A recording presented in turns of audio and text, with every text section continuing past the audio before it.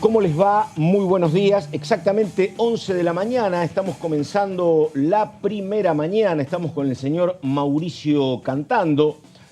Faltan pocos días, poco más de una semana, para el próximo 1 de marzo, apertura de sesiones ordinarias. Vamos a estar con lo que puede pasar en el medio de un clima álgido, una situación complicada. En este momento hay reunión de gabinete y está participando el presidente Milei, que ayer calificó de nido de ratas al Congreso. Esto generó una serie de reclamos, quejas y críticas que van desde Germán Martínez a Pablo Abeluto o Laura Alonso y otros actores.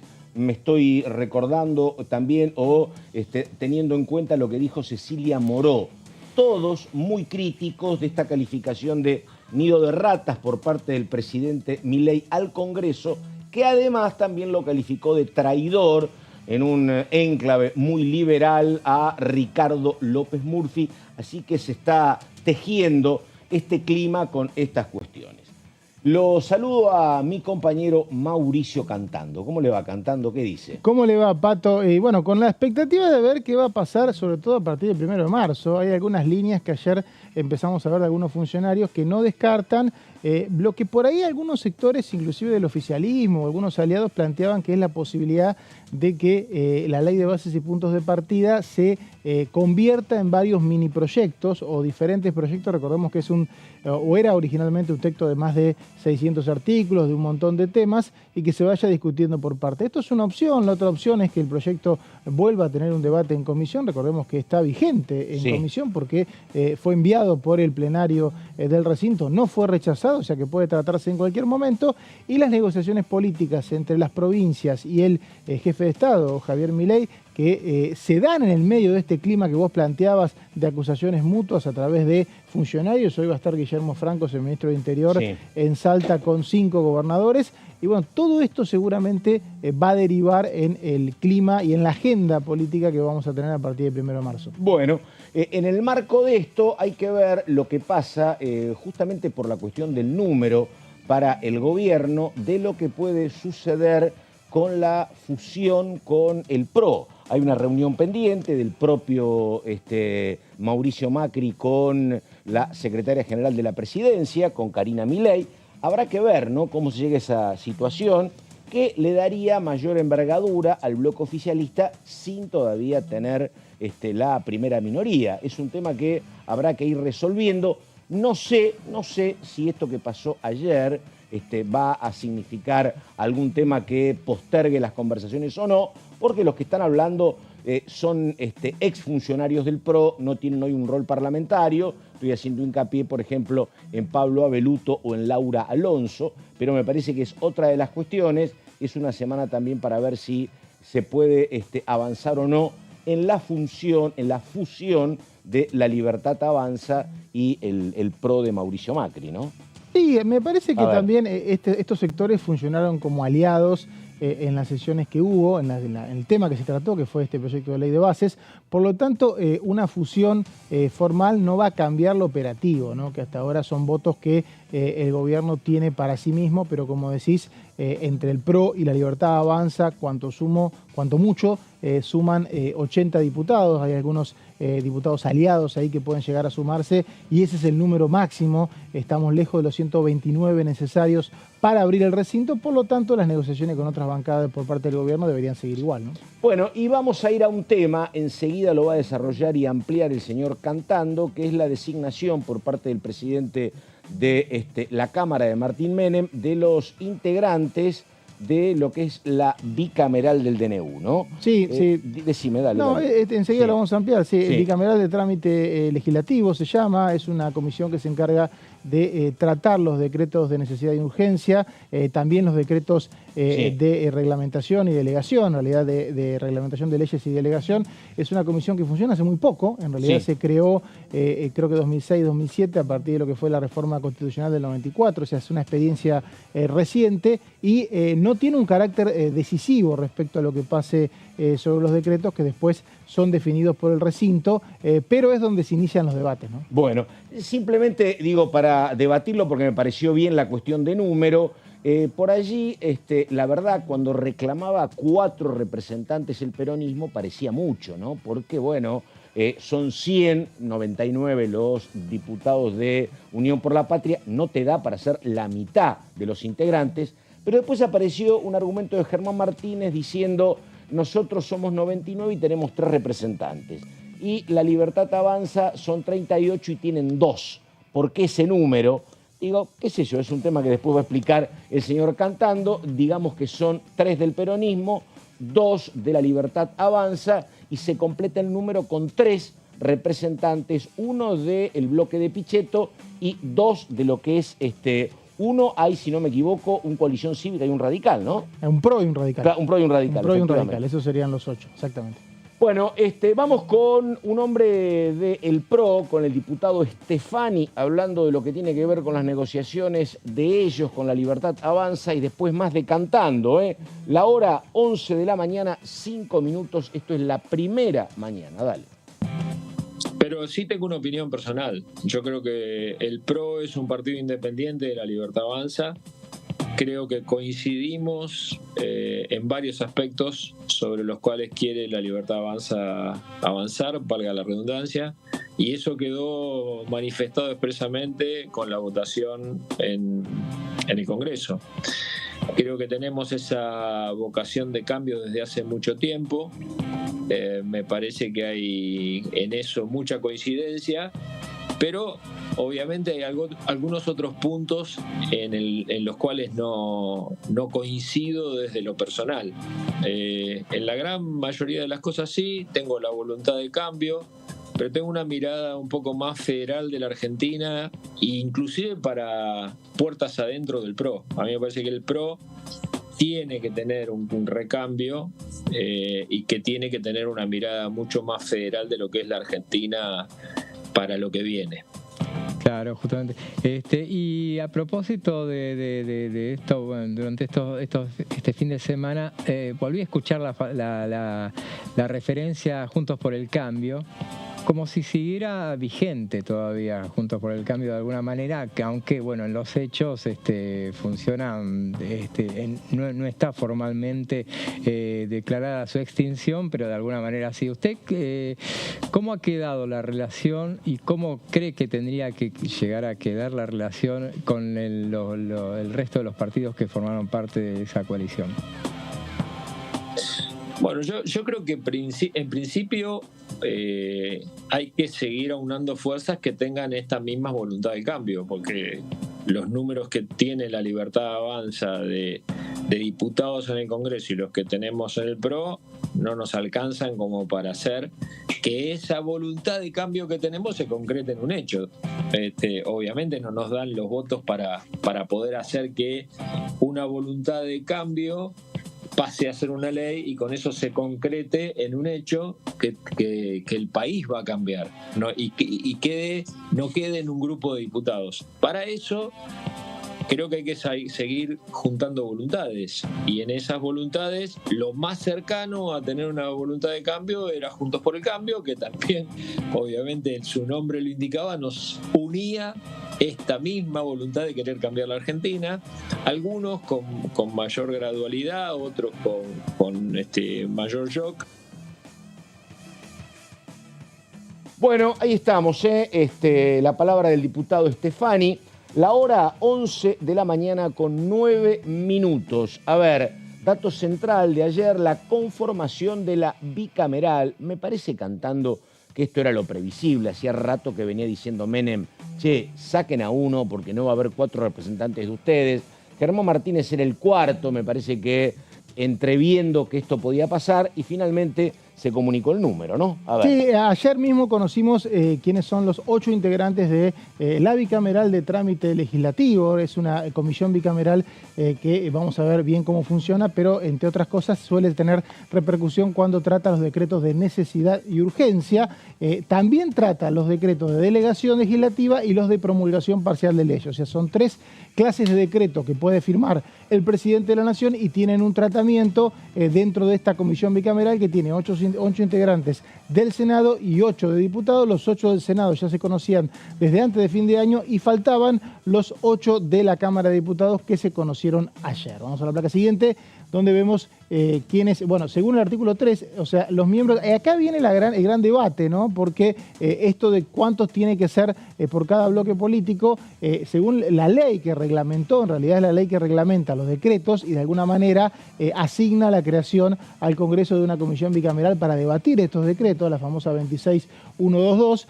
Los miembros de la comisión, dice, deben ser designados por el presidente, o sea, es el presidente quien designa a propuesta de los bloques respetando la proporción. No establece esta ley cómo definir la proporción. Y como es una ley, no puede ser reemplazada por ningún reglamento del Congreso. O sea, el reglamento del Congreso no puede establecer cómo se crean, cómo se reparten los lugares de una comisión que fue creada por ley. Sí lo puede establecer si es una comisión creada por el propio reglamento, porque el recinto interpreta el reglamento. Por eso siempre va a haber debates respecto a las bicamerales, puntualmente de cuántos representantes le corresponde a cada bloque. Vamos a la placa siguiente y vemos cómo quedó en este caso. Los designados fueron 3 por Unión por la Patria, Carolina Gailar, Ramiro Gutiérrez y Vanessa Siley, sí. Lisandro Almirón y Oscar Sago por La Libertad Avanza, Hernán Lombardi por el PRO, Francisco Monti por la UCR y Nicolás Mazot de Hacemos Coalición Federal, un bloque que juntó varios bloques que había, entre otras cosas, para ser considerado por las comisiones, porque si no,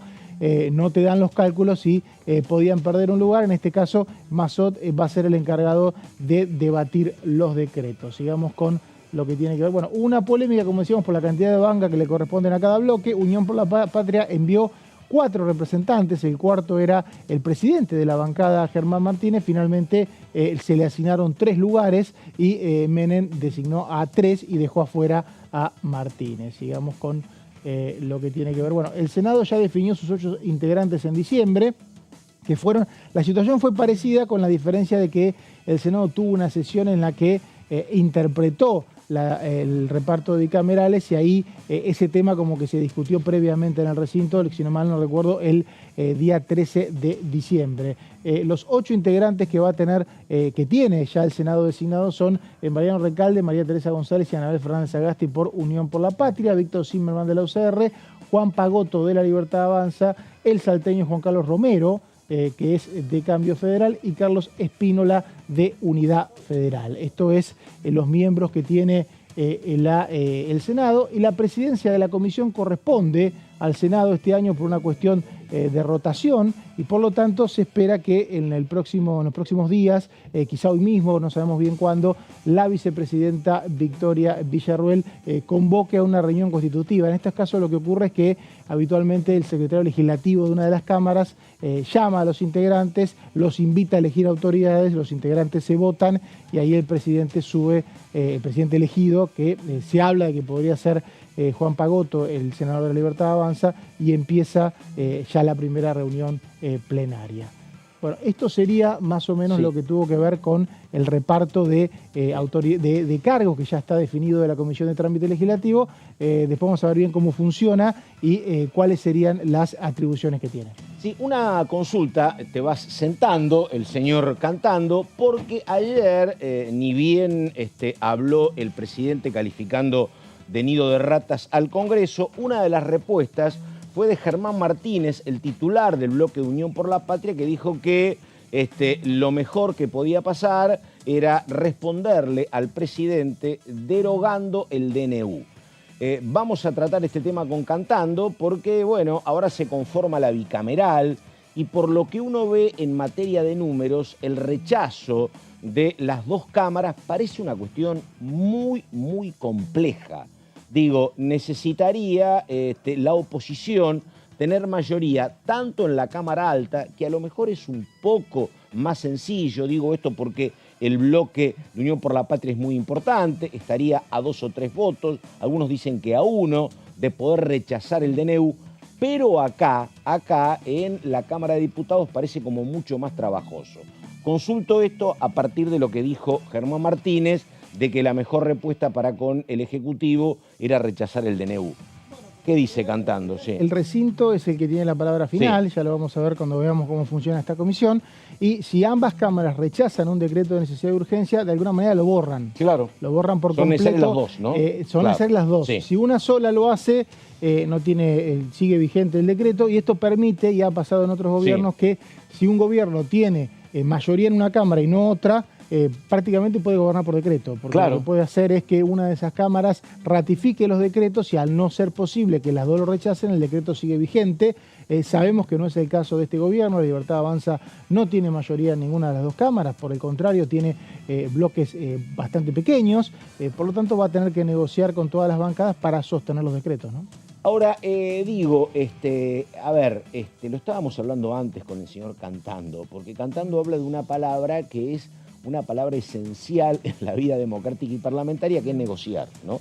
El tema es que, claro, después de lo que pasa, por ejemplo, imagínate que tenés que ir a hablar con Ricardo López Murphy, porque el voto de Ricardo López Murphy como integrante de Hacemos Coalición Federal es indispensable. Y a lo mejor López Murphy hace de tripas corazón y dice: yo no soy un tipo rencoroso y acompaño. Pero bueno, le acaban de decir traidor. Digo, este es el tema, ¿no? Que a veces hace que la cuestión mediática después tiene que convivir con la situación parlamentaria y negociar después de algunos agravios, incluso de tipo personal, resulta un poco más complicado. Pero bueno, es el escenario que vimos en enero, Pato. En enero vimos muchas idas y vueltas mediáticas y a su vez acá en los pasillos se seguía negociando, nunca se dejó de negociar y finalmente no se llegó a un acuerdo. O sea, por eso son las épocas que vivimos, ¿no? Sí, a mí me parece que, digo la verdad, creo que el oficialismo que hace ve lo que tiene, ve que llegar a acuerdos es muy complicado, no solo por la cuestión política, sino porque muchas veces, esto lo hemos visto 1000 veces Cantando, cualquier acuerdo es costoso, muy costoso. Sí, bueno, vos podrías haber llegado a un acuerdo con los gobernadores, pero tenías que acordar, por ejemplo, y con otros actores también, pero te implicaba costos económicos. Me parece que no hay una decisión política de buscar acuerdos, que el camino es: yo me manejo como puedo e insistiré con DNU hasta donde pueda, me parece, ¿no? Bueno, hasta que tenga otro número. Ayer algo planteó Milei en Corrientes. De pronto, en 1 año y medio, se vota y la situación parlamentaria resulta más favorable a partir de ese momento para el oficialismo. Bueno, varias cosas, ¿no? Dijiste varias cosas, pero por lo pronto lo que vemos es que los acuerdos iniciales no sucedieron. Digamos, hubo un intento de un acuerdo entre el presidente y los gobernadores que no sucedieron, no fue posible a fin de año. Esto derivó en una negociación bastante dificultosa del proyecto de ley de bases que finalmente no terminó satisfactoria para ninguna de las partes, y ahora empieza otra nueva etapa en la cual el clima está enrarecido porque se viene de un acuerdo fallido y en el que hoy mismo vamos a tener una reunión entre el ministro del Interior, Guillermo Francos, y 5 gobernadores, donde se puede llegar a reencauzar el diálogo. Yo veo clima por parte de las provincias, de los gobernadores y de algunos bloques legislativos de querer reencauzar el diálogo. Va a ser muy complicado que se reencauce desde las cámaras si no se ordena desde afuera, con los referentes territoriales, que son los que tienen demandas permanentes y puntuales para con la Casa Rosada, que a su vez tiene sus otras demandas que tienen que ver con el ajuste de cuentas que se está haciendo público en las últimas semanas. Yo creo que ese vínculo tiene que, ya se está retomando, más allá de las chicanas o de los dardos que van de uno a otro lado, ese vínculo tiene que afianzarse para que después tenga resultados en el Parlamento, ¿no? A mí me gusta hablar con Cantando, porque Cantando es un tipo muy puntilloso para trabajar y habla con mucha gente. Por eso te pregunto, a mí me parece que a veces, no digo que es una simplificación, pero que es un título grande que no contiene toda la verdad cuando se plantea que el fracaso de la ley ómnibus es un choque entre el presidente y los gobernadores. ¿Y por qué digo esto Cantando? Porque es cierto que a vos te faltaron acuerdos que estaban reflejados, por ejemplo, en la votación en general, que después no aparecieron en particular. Y tiene que ver con lo que pasó con los cordobeses, tiene que ver con lo que pasó con los santafesinos. Es cierto, pero me parece que es un poco reduccionista en otro aspecto cuando digo: si el gobierno hubiese podido vertebrar acuerdos con otro sector de diputados, hablo de Hacemos, donde no hay tanto vínculo con los gobernadores. Está Córdoba ahí, está Córdoba ahí guardado. Sí, de acuerdo, está Córdoba, efectivamente. Está Córdoba, está Entre Ríos, está Chubut, ahí tenés varios pero hay otro sector, que es el de Nicolás Massot, el de Margarita Stolbizer, el de Emilio Monzó. Digo, me parece que había sectores para trabajar. Bueno, Emilio Monzó y Massot tienen cercanía con estos dos gobernadores que son Frigerio Sí. e Ignacio Torres de Entre Ríos y Chubut. O Exactamente. sea que ahí la pata de los gobernadores estuvo. Sí. Lo que ocurre es que los gobernadores de alguna manera tienen su ancla en el Congreso, en la Cámara de Diputados y Senadores, y es muy complicado si vos no tenés un acuerdo sobre las demandas de Sí. ellos a mediano plazo, cuando iniciás un gobierno, tener los votos en forma cotidiana. Coincido. O sea que esa negociación no Sí. funcionó. No. Ayer Milei lo describió bastante bien en la Pero entrevista perdóname, que hizo, a lo que voy, y a lo eso que- tuvo sí. inevitablemente un correlato en la Sí. cotidianidad de la negociación Sé parlamentaria. que había cuestiones filosóficas y políticas, por ejemplo, no te vamos a dar facultades delegadas, decía la coalición cívica. Lo que digo es que a vos te pasó lo que te pasó, no solo porque chocaste con los gobernadores, también tenías, digo, los votos de la coalición cívica no tienen que ver con intereses como coparticipamos o no el impuesto país o No, las retenciones. lo que pasa- había otro marco. Lo que pasa es que Sí. estamos en un Congreso hiperfragmentado, la Cámara de Diputados está muy fragmentada, los bloques son chicos, o sea que negociás con un bloque siempre, si vas negociando con los bloques puntuales, siempre te va a faltar uno, necesitas una negociación marco que te dé los 129, los 129 votos necesarios para abrir el recinto. Eso se logró en la votación Sí, por general, eso digo. entre otras cosas por un compromiso grande de los gobernadores que veían que esa era la oportunidad para aprobar en general y después hacer algunas modificaciones que no le gustó al gobierno. Es complicado si vas por bloque chico en bloque chico. Sí, claro. Porque no tenés bancadas Y, aunque, representativas y perdóname, es mucho lo que te falta. Perdóname, Si te faltaran Santa 10 Cruz, votos, si te- Santa Cruz, claro, Santa Cruz eran 2 diputados, uno votó a favor y otro en contra, los dos del propio Exactamente. gobierno. Bueno, el efectivamente, más sí. cercano al gobernador Claudio Vidal, que es Garrido, Claro. terminó votando en contra por demandas que no pudo satisfacer. Creo que votó a favor en general. Sí, a favor en general, sí, pero ahí en sí. particular, bueno, esa negociación no funcionó. Si esa negociación funcionara, está claro que el gobierno pasa de tener un piso de 80, 80 y pico de votos a casi acercarse a los 129. Ni hablar si suma a la negociación, que no nos tenemos que olvidar, a gobernadores del Ahora, peronismo. es muy interesante Porque, eso, Pato, sí. recordemos que hubo 3 diputados que responden al gobernador de Tucumán, Osvaldo Jaldo, Sí. que votaron a favor en general y en particular.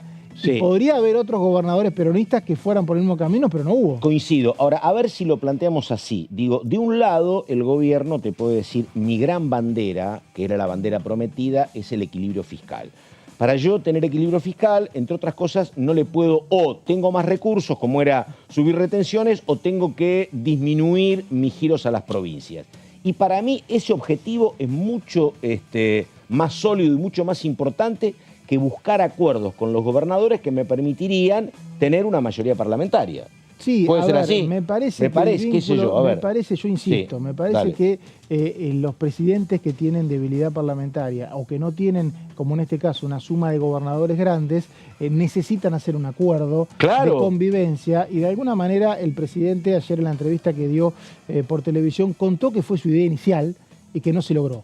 Sin ese acuerdo, la tensión va a ser permanente en el Congreso, la tensión va a Claro. ser permanente porque el 15 de septiembre va a tener que presentar el presidente un presupuesto, ahí donde se van a volver a discutir los números. Me parece que esa situación inevitablemente se va a ir acomodando de alguna otra manera porque no le sirve a nadie, ¿no? Bueno, porque ahí vamos a una cuestión muy importante, que claro, cuando vos buscas un acuerdo, yo busco un acuerdo con Cantando, el tema es que claro, nunca va a ser el acuerdo que yo quiero.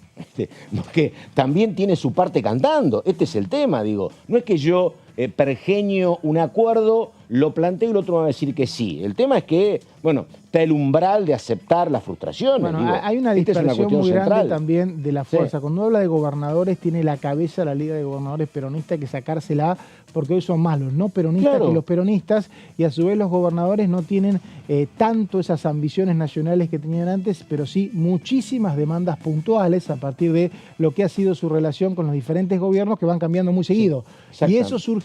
de eso surgió, por ejemplo, las demandas de Córdoba puntuales, las demandas de los patagónicos, las demandas Claro. por zonas frías, las demandas de provincias petroleras, y todas esas demandas, amalgamarlas desde la Casa Rosada es muy complicado. Y digo, y a ver, un ejemplo de que puede ser que, como te dice el gobierno, sea costoso, no me cabe en duda que tal vez es así. Pero digo, miremos Río Negro y miremos Misiones, 2 fuerzas provinciales desde hace por lo menos 4 o 5 mandatos. No, 3. Río Negro es la tercera, Misiones de hace 20 años.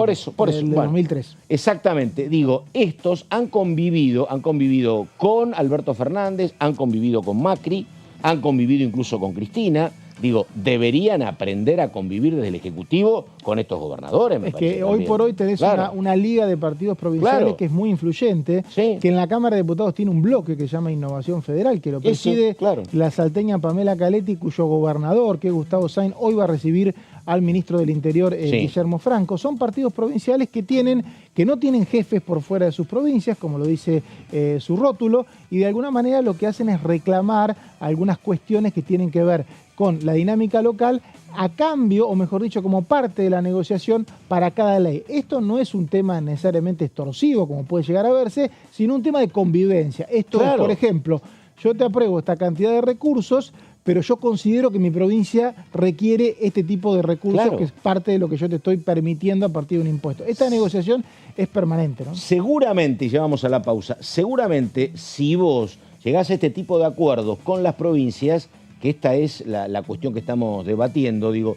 seguramente a lo mejor tenés que postergar, que incluso varios técnicos se lo plantearon, el tema del equilibrio fiscal ya en el mes de enero o durante todo este año 2024.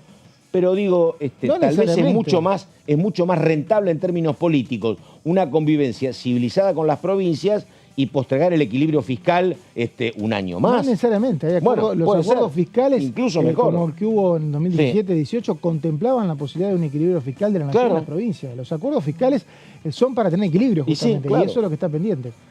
Muy bien, estamos con el señor Cantando, la hora 11 de la mañana, 25 minutos. Enseguida la primera nota, pausa, ya seguimos.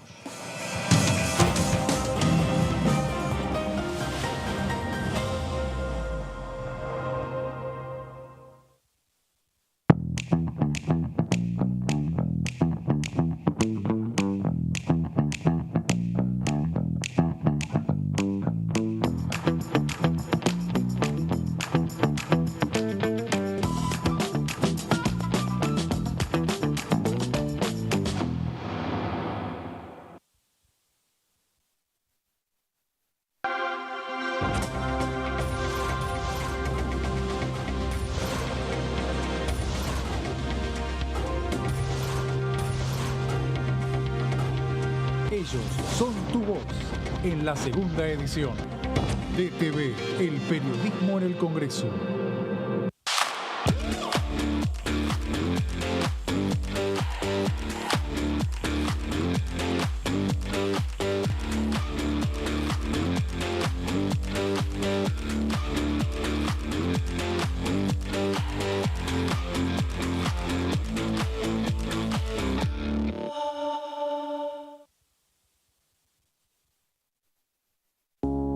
Las sesiones son el espacio donde los diputados debaten proyectos de ley para su aprobación, modificación o desaprobación.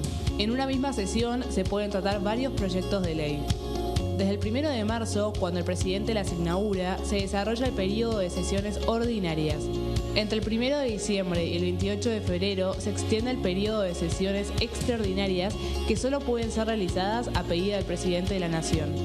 En el recinto, el bloque oficialista se dispone a la derecha del presidente de la Cámara, el bloque opositor mayoritario a la izquierda y en el centro los bloques con menos cantidad de integrantes. En el tratamiento, en general, los diputados tienen 7 minutos y los jefes de bloque entre 20 y 12 minutos conforme al número de legisladores que representen. La sesión es dirigida por el presidente de la Cámara de Diputados, que administra el uso de la palabra y las distintas instancias del funcionamiento. A la izquierda del presidente está el secretario administrativo, a la derecha el secretario parlamentario y debajo de él están los taquígrafos, que registran cada uno de los testimonios.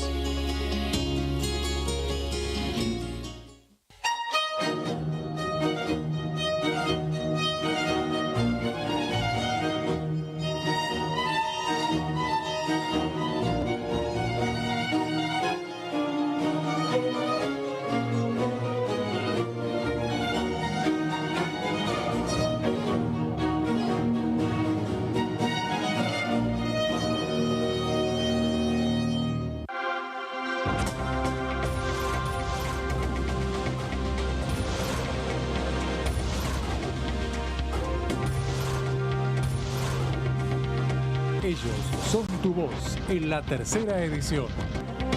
DTV, el periodismo en el Congreso.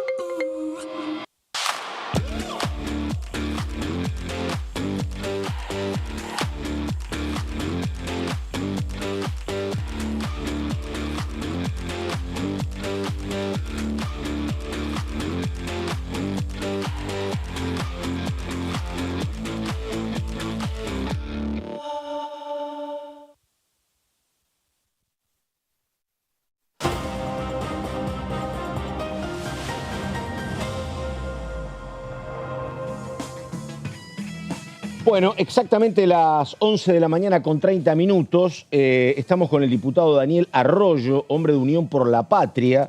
¿Cómo le va, diputado? ¿Bien? Muy bien, un gran gusto. Bueno, estaba contando yo al comienzo que ni bien se conocieron los primeros datos sobre lo que había pasado en Corrientes, donde había calificado el presidente Milei de nido de ratas al Congreso, enseguida vi en las redes sociales a Germán Martínez diciendo que la mejor respuesta tenía que ser rechazar el DNU. Pero bueno, a ver, cuadro de situación. ¿Cómo vive esto? ¿Qué está pasando? ¿Qué van a hacer? Daniel Arroyo. Yo diría dos planos. A ver. Primero, a mí de verdad me parece que el presidente se pasa de rosca golpeando a uno de los tres poderes del Estado. Una cosa es instalar agenda, plantear temas, decir lo que a uno le parece, más violentamente o menos violentamente. Entiendo que es la comunicación de estos tiempos. Ahora, hay tres poderes en Argentina: el Poder Judicial, el Poder Ejecutivo y el Poder Legislativo. Sí. Nadie puede decir que es un nido de ratas ni nada por el estilo. Eso está mal de verdad. Yo espero que el presidente entienda que ese no es el camino, no es el camino. Puede pensar lo peor o lo mejor de cada diputado, puede tener políticas para encarar con más Estado, con menos Estado, pero ese no es el camino. Segundo, viene el DNU, y el DNU es evidentemente inconstitucional. Es a cuenta de un decreto de necesidad de urgencia, se desreguló la economía, se transformaron en 300 leyes. Si alguien puede, por DNU, desregular la actividad económica, el día de mañana otro puede decretar la propiedad comunitaria y decir, listo, ahora vamos por propiedad comunitaria. Yo entiendo que la justicia lo va a terminar declarando inconstitucional, es como muy evidente, y si no, tal vez antes el Congreso... Perdón, hablando del rol de la justicia, ayer hablaba con una compañera que tiene mucha información judicial, y yo le decía que me parecía a mí que la justicia, si hablaba, de hecho están suspendidos los temas, por ejemplo, que tienen que ver con la justicia laboral. Yo le decía, me parece que van a esperar a el comienzo de las ordinarias. Ella me decía que no, que a lo mejor hay una resolución de la justicia antes del próximo 1 de marzo. Estamos a 20, faltaría nada, una semana y pico. Pero bueno, nada, en línea con lo que usted dice. Sí, a ver, la justicia siempre ha planteado algo lógico, y es que la política resuelva los problemas de la política, y eso tiene sentido. Sí. Ahora, es como muy evidentemente inconstitucional, porque es reordenar el sistema de regulación económica a cuenta de decreto de necesidad de urgencia. Una cosa es que estemos ante una emergencia alimentaria, o que haya un temporal en Bahía Blanca, una situación que alguien tiene que hacer un decreto y atender la situación, y otra es transformar 364 leyes. Si prima la racionalidad, y ojalá suceda así, el gobierno debería la ley ómnibus transformarla en 3 o 4 leyes, la parte de privatizaciones, de regulación del Estado, la parte económica, la parte de salud y educación, el resto de los mecanismos de transformación que quiere hacer, y el DNU debería también transformarlo. Si quiere debatir una reforma laboral, debería venir con una reforma laboral, pero como leyes. Eso sería lo razonable. El gobierno daría una muestra de racionalidad si viene con distintas leyes al Congreso. Bueno.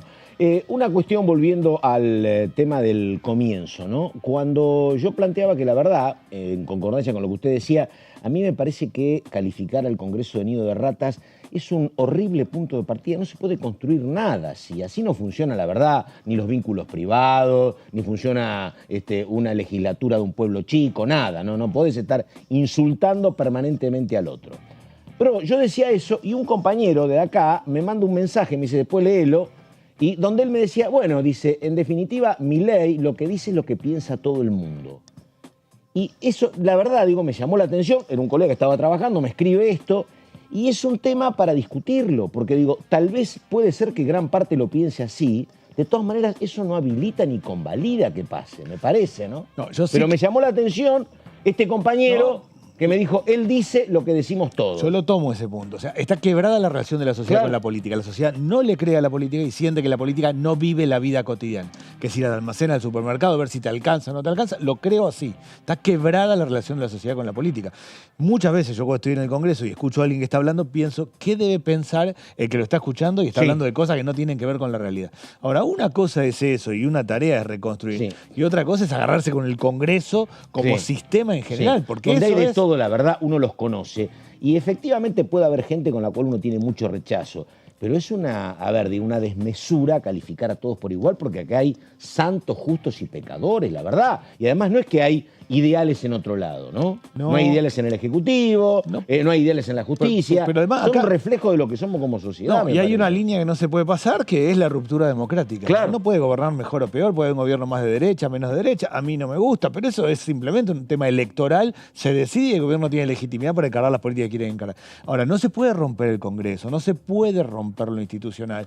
Yo creo que se está pasando de rosca de verdad y que es un error grande, pero un error en términos de está poniendo en jaque o en debate la democracia. El presidente lo que debería decir es, estos diputados no me gustan, estos se han equivocado con esto, esta política está mal, vamos por acá, tiene todo su derecho. Sí, pero digo, la verdad, es lo preocupante, hay demasiada violencia verbal, y la violencia verbal, no se queda en lo verbal, esa es la cuestión. Sí, lo que yo creo, en esencia, es que el gobierno busca distraer con este tipo de temas, busca distraer permanentemente, y en el medio un ajuste muy fuerte, ¿no? El ministro de Economía dice, es el primer país del mundo que baja 5 puntos de déficit fiscal, es una cosa alocada, brutal. Bueno, hablando de eso, hoy es martes. El viernes hablé con el cura Morena, que es un cura que trabajó con la Visitativa y ahora está trabajando en Zárate.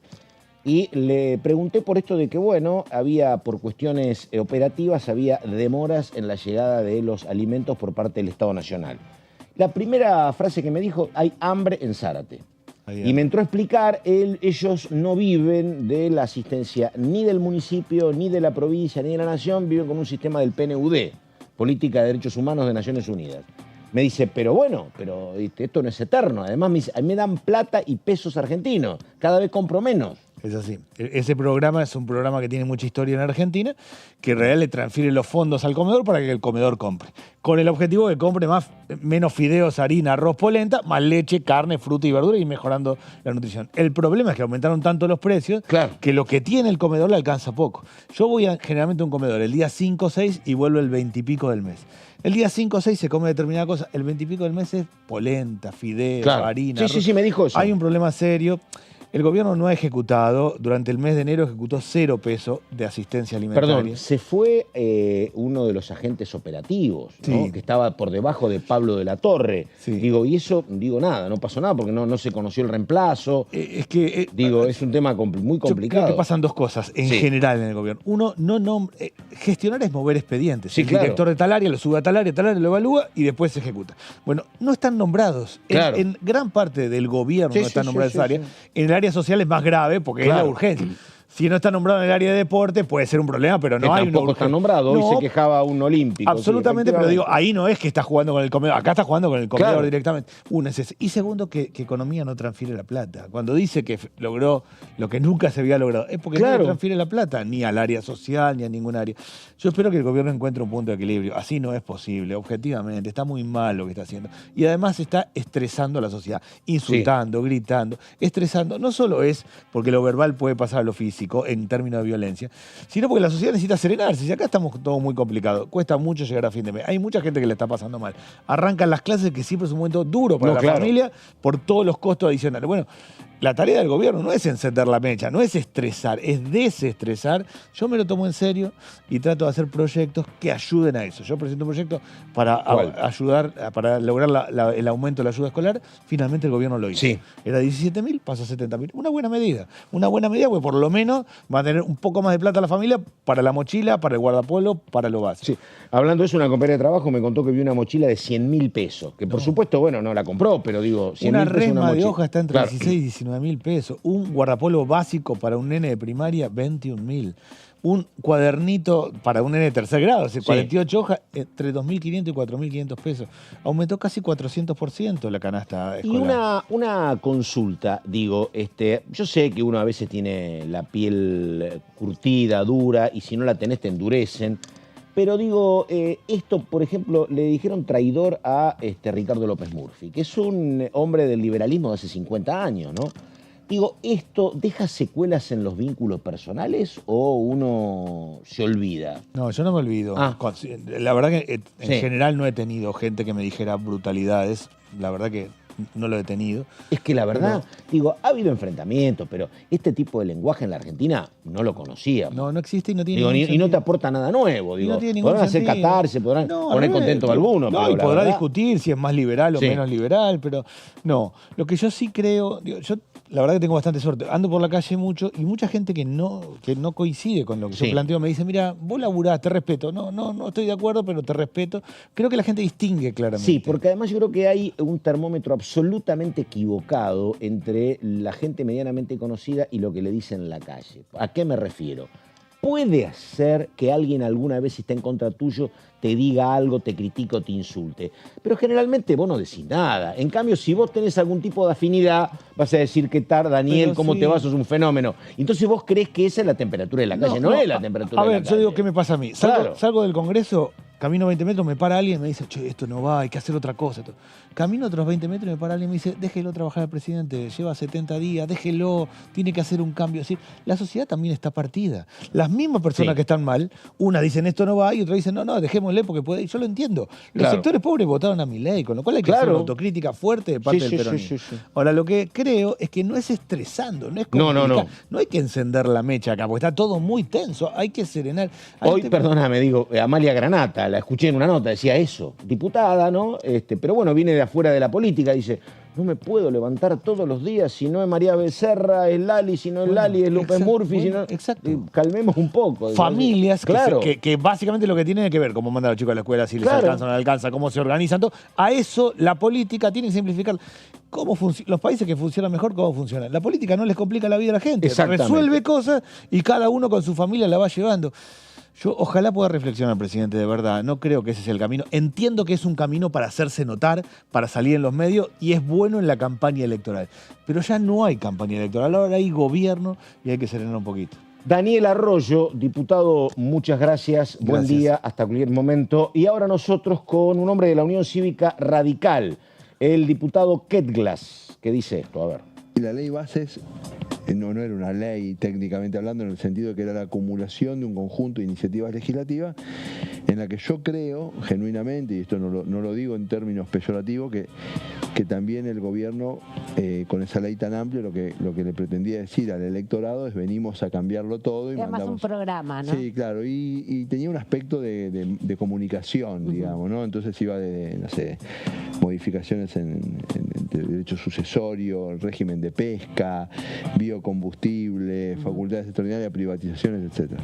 En muchas de esas áreas, en áreas centrales de la ley, las conversaciones abiertas en comisión, las presentaciones de personas y de colectivos que vinieron a nutrirnos y las conversaciones paralelas que siempre se sostienen, me parece que son importantes porque hay un montón de iniciativas al interior de la ley que capaz tienen que ver con la eficiencia micro de algunos sectores, que pueden ser interesantes impulsarlas, revisarlas o darle otro cariz, y tenemos un Parlamento con una composición que va a exigir una conversación pública de calidad, porque nadie tiene una mayoría clara, hay que construirla, y nos guste o no nos guste, la única forma de construir esa mayoría es convenciendo al otro, digamos. Sí, sin duda.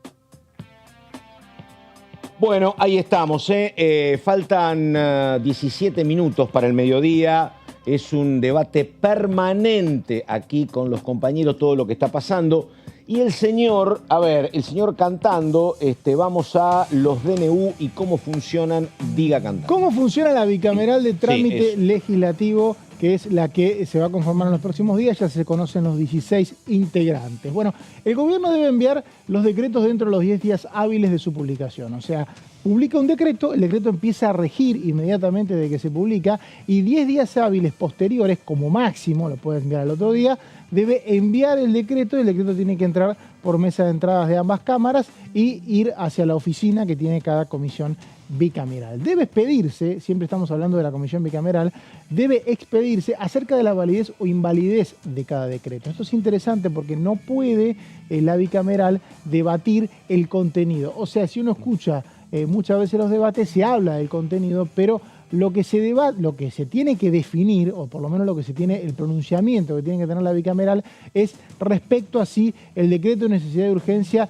es válido en tanto se evitó el trámite parlamentario del Congreso. O sea, si el presidente justifica la necesidad y la urgencia de haber evitado el Congreso y haber firmado un decreto de temas que bien podrían haber sido discutidos en formato de proyecto de ley. Es importante también destacar que la bicameral cumple funciones en el receso legislativo, por eso estamos hablando ahora de conformarla. O sea, no tiene receso, no responde al periodo ordinario. Esto es porque los decretos se pueden firmar en diciembre, en enero. Es habitual que en diciembre, enero y febrero la bicameral sea quizá una de las comisiones que más se reúna porque no necesita de una convocatoria extraordinaria, necesita que haya un decreto y que los miembros, una vez que esté por ejemplo, esta conformación va a regir durante los próximos 2 años. En enero siguiente, si el presidente firma un decreto, esta bicameral simplemente se puede reunir. Si el presidente de la bicameral que se ha designado la convoca, se reúne y listo. O sea, no hace falta que haya una convocatoria extraordinaria para que esta comisión funcione. Así lo establece la ley 26.122 que regula su funcionamiento. Sigamos de cómo tiene que hacer. Recordemos que hay decretos de necesidad de urgencia, que son los que más nos interesan. También hay decretos de promulgación parcial, que también se pueden rechazar. Y también hay decretos de promulgación. Pero los de necesidad de urgencia son los que más interesan porque son los que tienen contenido que habitualmente existen en los proyectos de ley, salvo en 3 materias, lo que se conoce como materia vedada, que son impuestos en materia penal y electoral. El resto de los temas pueden tratarse por decreto y ver si el Congreso te avala haber firmado un decreto y no haber pasado por el trámite parlamentario. La bicameral tiene 10 días hábiles para expedirse y elevar el dictamen al plenario de cada una de las cámaras. Si el plazo se vence sin dictámenes, dice la ley, las cámaras se abocarán al expreso e inmediato tratamiento del decreto. Esto es interesante porque la bicameral es importante, pero no tiene el peso del resto de las comisiones ordinarias. Cuando sabemos que si un proyecto no tiene dictamen, si vas al recinto y lo querés tratar, necesitas 2/3. Claro. O sea que el dictamen de una comisión regular es importante, porque de alguna manera allana el camino para que ese proyecto sea tratado en el recinto. En el caso de los decretos, si pasan 10 días hábiles y no tiene un dictamen, los recintos lo pueden tratar sin esa mayoría especial. O sea que una mayoría simple se puede convocar y se puede tratar. Que fue lo que intenta todavía Mayans en el Senado. Es lo que están intentando en el Senado de la Nación, es lo que anunció que van a intentar en algún momento en la Cámara de Diputados el jefe de Unión por la Patria. Tenés que tener la mayoría.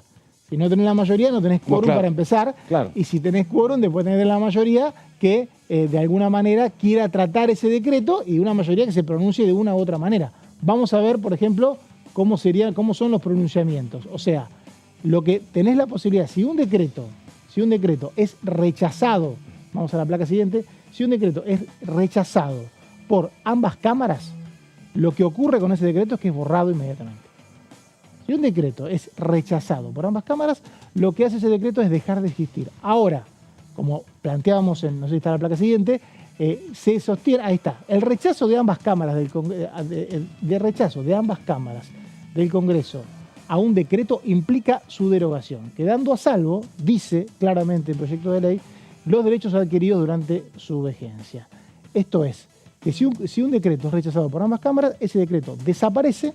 Ahora, los derechos que adquiriste durante su vigencia continúan. Esto es así porque se plantea la posibilidad de que un decreto dure mucho tiempo y que un día las 2 cámaras se reúnan y lo rechacen. Esto puede pasar. Ha pasado. Lo que ocurre habitualmente es que los presidentes, cuando ven que el Congreso va a tratar un decreto de necesidad de urgencia y tiene chance de rechazarlo, ¿qué es lo que hacen los presidentes? Bueno, derogan el decreto, no van a permitir que esa sesión se realice. Por eso, si uno ve la estadística, son muy pocas veces las que el Congreso rechazó formalmente un decreto, pero que haya una mayoría en ambas cámaras que se pronuncie en contra es un llamado de atención. Claro que esa mayoría después se tiene que traducir en la acción, ¿no? Bueno, el señor Mauricio Cantando, y hay un tema, Cantando, que después quiero hablar con usted, que es el siguiente, porque hoy escuchábamos a el diputado Stefani hablando de lo que puede ser la fusión de La Libertad Avanza con el PRO, que es una fusión complicada, hay un montón de cuestiones que no están saldadas, tiene que ver esto con también la renovación de autoridades en el propio PRO, pero imaginemos, yo creo que va a terminar avanzando esto, imaginemos que hay acuerdo de La Libertad Avanza con el PRO, que repito, es complicado, porque pasan cuestiones todos los días que me parece que hacen que la decisión no sea fácil. Por ejemplo, uno la vio a la diputada Los Penato diciendo que no estaba de acuerdo con los ataques para con Lali Espósito. Hoy apareció Laura Alonso. Permanentemente están estas cuestiones que me parecen que hacen que no es fácil la decisión del PRO de decir está bien,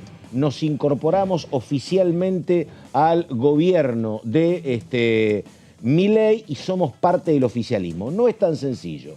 Pero digo, imaginando que eso se termina por concretar, ¿qué es lo que va a pasar con la Unión Cívica Radical? Uno la ha visto al radicalismo en estos 40 años de democracia claramente con el traje o de oficialista, con Alfonsín, con De la Rúa y con Macri, o con el traje de opositor.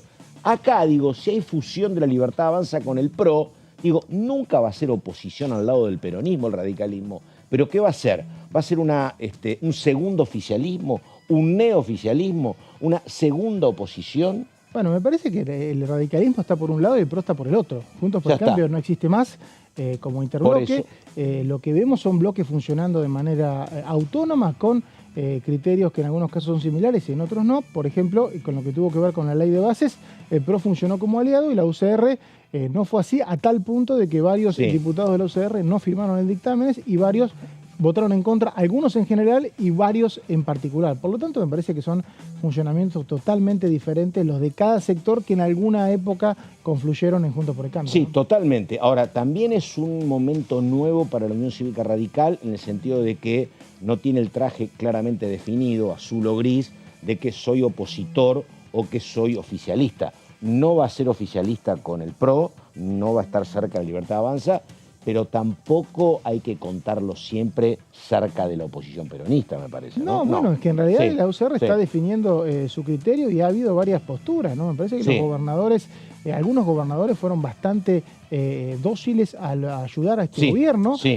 Varios diputados, recordemos, de la Unión Cívica Radical aprobaron en general y en particular el proyecto. Pasa con Cerciora, el gobierno de Córdoba empezó designando gente clave en la ANSES y en transporte, por ejemplo, ¿no? Bueno, en realidad la designó el presidente. Está bien. Y lo que aportando, tenés razón. En algunos casos se planteaba la posibilidad de que hubiera un acuerdo político que no fue tal cuando lo vimos en el Parlamento. A veces ese tipo de designaciones derivan en interpretaciones que después no se materializan, ¿no? Sí. Bueno, así que nada, estamos en la primera mañana, en un ratito el señor Horacio Embón. ¿Quién pasó? Pasó Daniel Arroyo, planteando que la cuestión social es muy delicada, que hay que asistir a los comedores, dice que por no giro de plata, porque algunos dicen es un problema burocrático y se fue el número 2 de Pablo de la Torre y por eso la asistencia alimentaria no llega.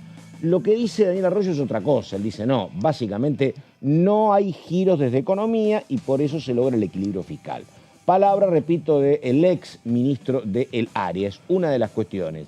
Y lo otro, ver lo que va a pasar, repetimos, desde acá hasta el próximo día 1 de marzo, cuando llegue la apertura de ordinarias, donde todavía no está saldado esto de que si el presidente viene o no viene. A mí me parece que el presidente va a estar acá, pero bueno, ayer, después de que él calificó de nido de ratas, básicamente había mucha presencia en las redes de diputados y diputadas opositoras, planteando que, bueno, se van a ver las caras el próximo 1 de marzo. Un clima que habrá que ver si se distiende o no de alguna manera en los próximos días.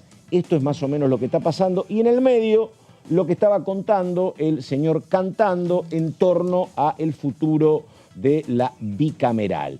¿Se puede esperar alguna reunión, alguna resolución oficial para la convocatoria de la bicameral? Me parece que sí. 29, yo creo que sí. Yo me creería que la vicepresidenta Victoria Villarroel debería convocar a la bicameral en las próximas, yo no sé si horas, pero días seguro. Sobre todo porque teniendo en cuenta que ya están los integrantes y ya no quedan muchas excusas y por lo tanto hay una disputa bastante fuerte, inclusive de algunos sectores que necesita el gobierno para proteger los decretos, como la UCR que mencionábamos recién. Sí. Me da la sensación de que la comisión se va a convocar y que va a ser una comisión bastante activa durante el año y también durante el próximo verano va a ser una de las comisiones que más se va a prestar atención, porque ahí se ve el pulso, ¿no? Recién decíamos, si ambas cámaras del Congreso rechazan un decreto, lo anulan. Si vamos a una comisión bicameral, esto pasó durante una parte del gobierno de Macri, y vemos que un sector de la oposición, que es clave para el quórum, dice este decreto, o firma un dictamen, claro, o avala un decreto, en medio que ese decreto ya tiene el filtro político, ya está avalado. Si eso pasa lo contrario, es un decreto que ya tiene por ahí sentencia de muerte, ¿no? Mauricio Cantando, embajador plenipotenciario de Balcarce, así que ahí estamos. Señor Cantando, muchísimas gracias. Gracias, como siempre. Hasta cualquier momento. Enseguida, en la continuidad, el señor Horacio Embón. Gracias y buenos días.